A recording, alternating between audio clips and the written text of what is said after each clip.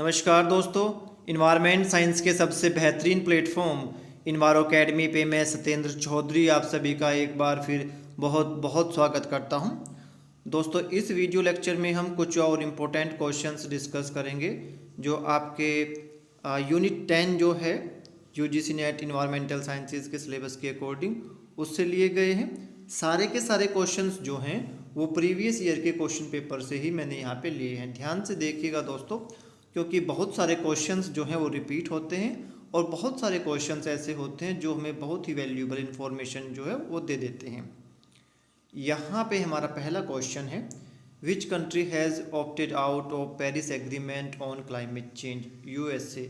USA जो है एक पहला देश बना जिसने कि पेरिस एग्रीमेंट से विड्रॉ कर लिया, यानी कि अपना नाम वापस ले लिया है एग्रीमेंट से। अगला क्वेश्चन है, in total global emission of CO2 India's contribution is about. तो अगर आप देखेंगे ये रिसेंट का डाटा है और इसमें ये क्लियरली दिया गया है कि लगभग 3% जो है वो ग्लोबल इमिशन कंट्रीब्यूशन है इंडिया का।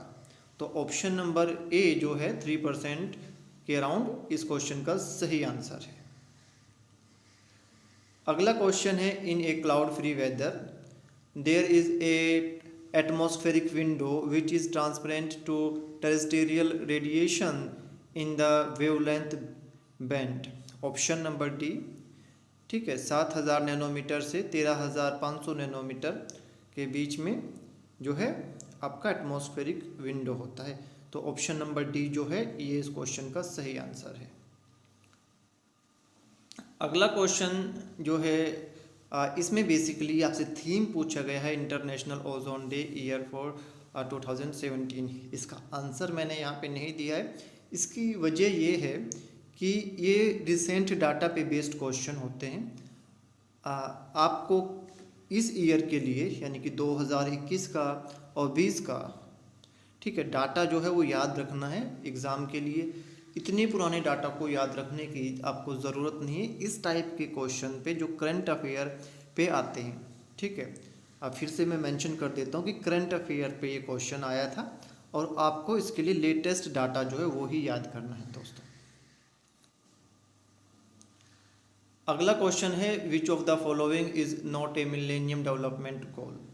तो आप देखेंगे कि जो पहले 3 इसमें स्टेटमेंट दिए गए हैं इन्वायरमेंटल सस्टेनेबिलिटी के लिए और हंगर एंड पावर्टी के लिए, developing global partnership for development, तीनों के तीनों जो हैं ये मिलेनियम डेवलपमेंट गोल में आते हैं।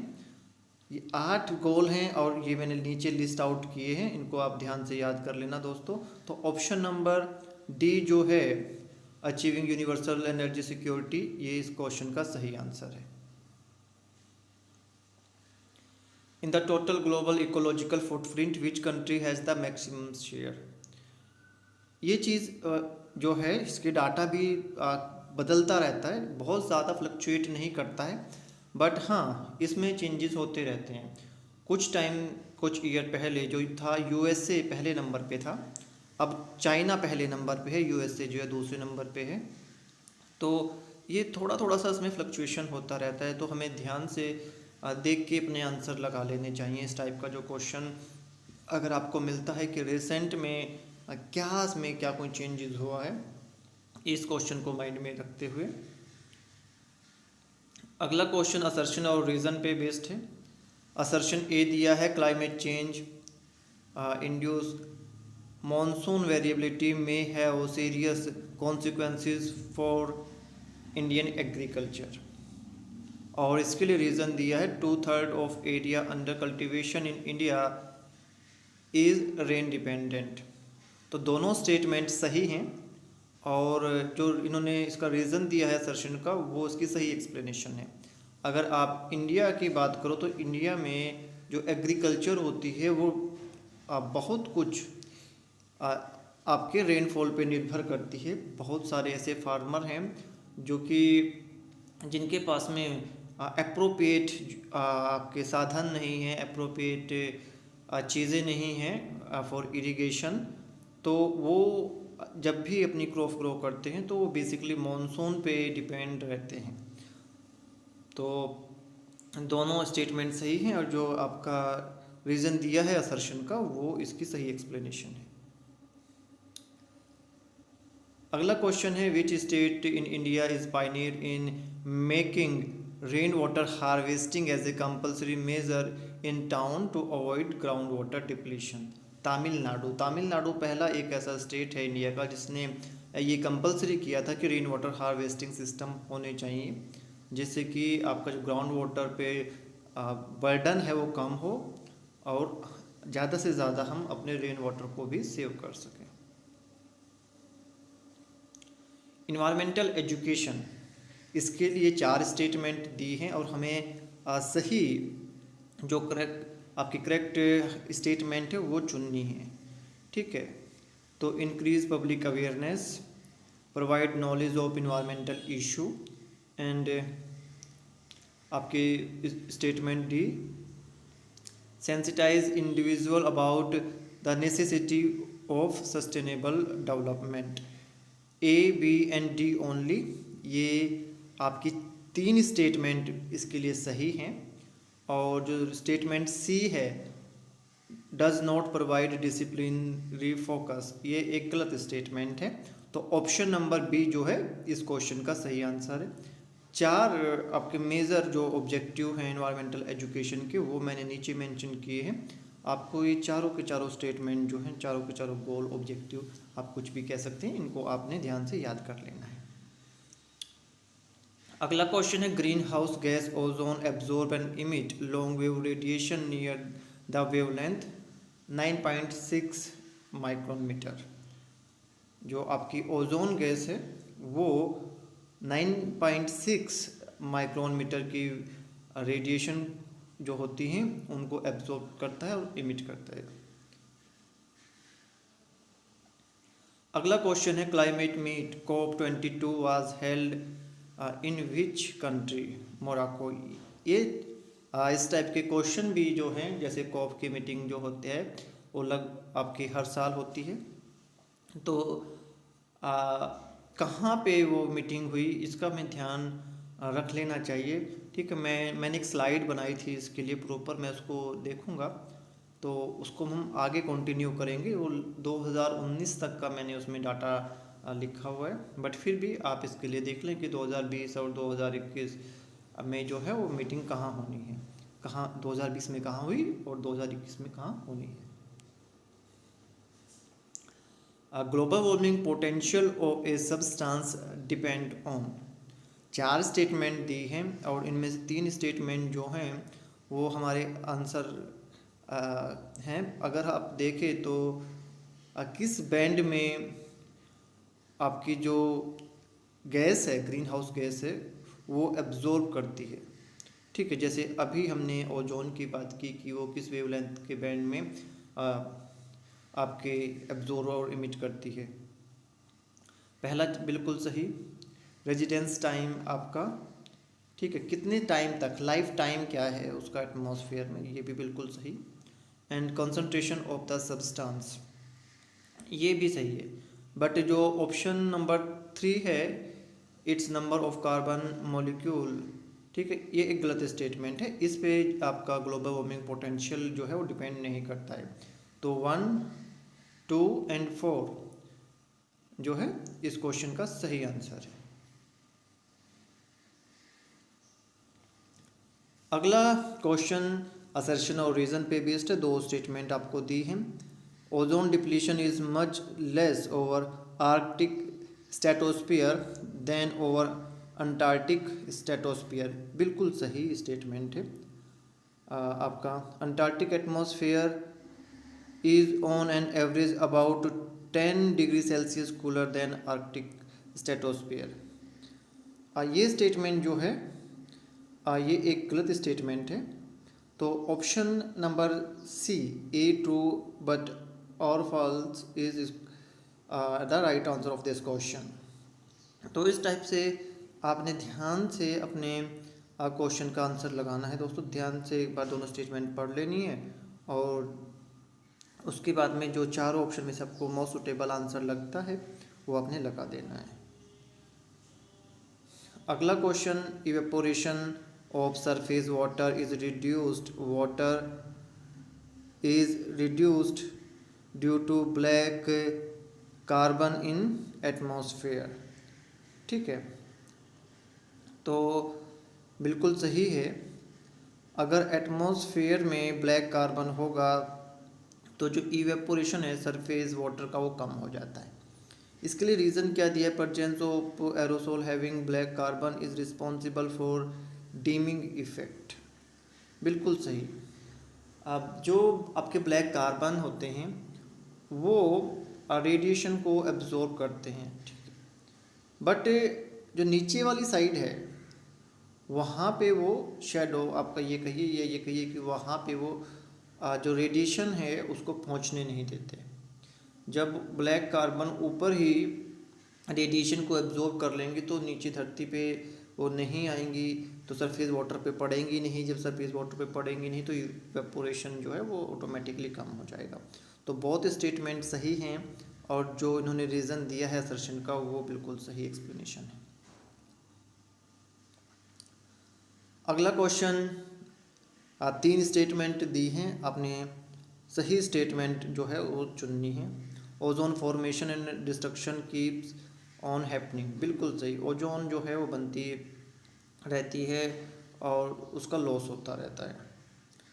और दूसरी स्टेटमेंट दी है, ozone destruction rate is higher than its formation rate. ये भी बिल्कुल सही है, तभी ओजोन होल हो रहा है, क्योंकि लॉस ओजोन का ज़्यादा हो रहा है, बर्न कम रही है। बट थर्ड स्टेटमेंट जो है वो गलत है कि ये इक्वली डिस्ट्रक्ट हो रही है और इक्वली फॉर्म हो रही है। अगर ऐसा होता तो ओजोन होल होता ही नहीं। अगर जितनी बन रही है उतनी ही लॉस हो रही है, तो उसका मतलब ये है कि भाई उस पर कुछ फ़र्क ही नहीं पड़ता। तो option number A 1 and 2 only इस क्वेश्चन का सही आंसर है। अगला क्वेश्चन है, which of the following are sources of green house gas methane. Methane के सोर्सेज आपने बताने हैं, तो 4 ऑप्शन आपको दिए हैं। कोल माइन एरिया, यहाँ से ओजोन निकलती है। आपका रूमिनेंट, जो आपके काउज हैं बेसिकली,